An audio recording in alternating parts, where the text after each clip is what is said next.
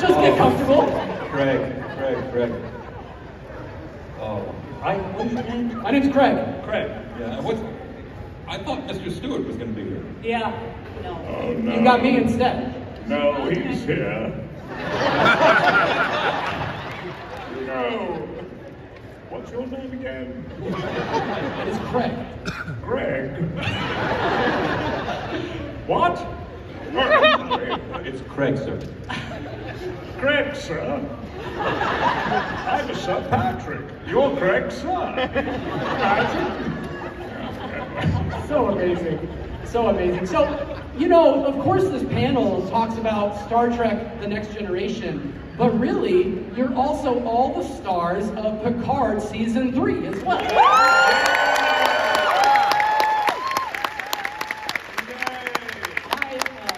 gotta tell you, so the show's been out for less than 24 hours, the first episode. Raise your hand, how many people have already watched episode 1? Yes! The rest of you better get going, okay? What about episode 2? I'll tell you. You've seen it. Liar.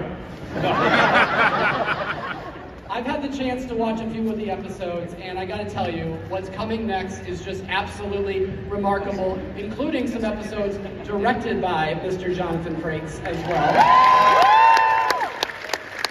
But I do want to ask each of you, so you're returning, some of you are returning to these characters, and you're going onto the set. Is this as much of a nostalgia trip for you going onto that set as it was for us being able to watch what's unfolding? So I'll start with Gates.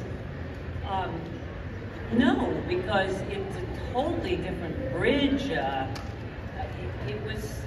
It was awesome. It was like starting something new, except all of a sudden you realize you're acting with people who are like family to you, and you know you're playing the scene with them, and it's so much fun when you actually have this history with the actors and characters. So I didn't feel like, oh, I'm back doing the same old at all. I didn't want to come back and do that. I wanted something that was going to be new and you know, with the exception of Brent, who is of course as boring as usual in that first episode. But you know, but then he gets really good. Yeah, he's just not there in the first episode. I think the first episode is my episode. You've had the privilege of being on the show for 3 seasons. I have appeared on all 3 seasons of Picard. I've died even. Several times. Sometimes, because that was low hanging. And I wanted to ask you about that. You know, you are a celebrated stage actor as well, and you've done so many Broadway credits, and Yes. you've done Sondheim, all of this. It's amazing. But so in season 2, now I know you can't spoil season 3 much, but you are going back from. No, I can spoil it. Okay. Well, I'd like to tell you the entire plot. Do it. Go for it. Better you than me. You know, I'd love to do it, but not only will I and all of us here, but all of you will have to go to prison if I spoil it. But can you talk about the shift in character that you play in season 2, and then maybe going back to more of a familiar space in season 3, which I believe we've seen in some of the trailers, so I think we can talk about that. Craig, I don't know what the hell you're talking Well, about. you played a human, and then now you're kind of going back more into. Well, in season 2. How many people here saw season 2? Okay, nobody. How many people here read my book, Fan Fiction? Yeah, see? I did! Look at that. Okay, good, thank you. No, season 2, of course, I played the villainous Dr. Adam Sung. And, but it felt familiar to me. Adam Sung was, he's part of the DNA of lore and, what the Sung I played on Enterprise? Alton? Not Alton, that was in Picard season 1. Eric. Not Eric. Sung. Eric. You gotta say Eric. Yeah. Yeah, and they all have sort of the same DNA, you know, which has to do with being selfish people, basically.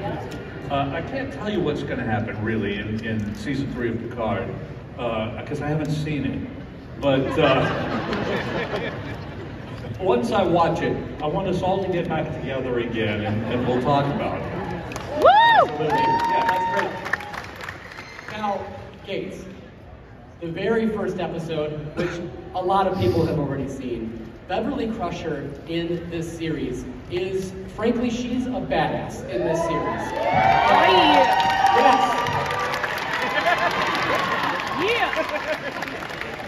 That's what they're saying, kick ass, right? Absolutely. You get to, it's almost like you get to do so much, just even in that first episode. What is it like to evolve that character from someone in Starfleet to now outside of Starfleet, almost doing like this, I think you mentioned on The View, kind of like this Doctors Without Borders in space? In a planetary fashion. Like, it was great to have the character be out of the Federation, out of Starfleet for a while, and off in places that really hadn't yet even been explored, and seeing what medical things were going on and how she could help. I think she's still a doctor, but she's also an adventurer and explorer because of that, and it's sort of cool. And apparently she likes memorabilia, because that whole first scene, there's a lot of Easter eggs that the producer put in. I loved working with Terry Metalis. He was just so much fun trying to create the story. He asked us all our opinions. He involved us in so many ways, and he's a very funny, wonderful man. So I was very happy. I came back because it was a great story. You know, I see these guys all the time, but it was really fun to work with them again. We're so lucky that you came back, because it is incredible the arc that you get in this story. Now, Jonathan, we know you so much as Will Riker and as your character, but we also, of course, know you as a prolific director now. And so I gotta say, it's incredible. Prolific. It's incredible because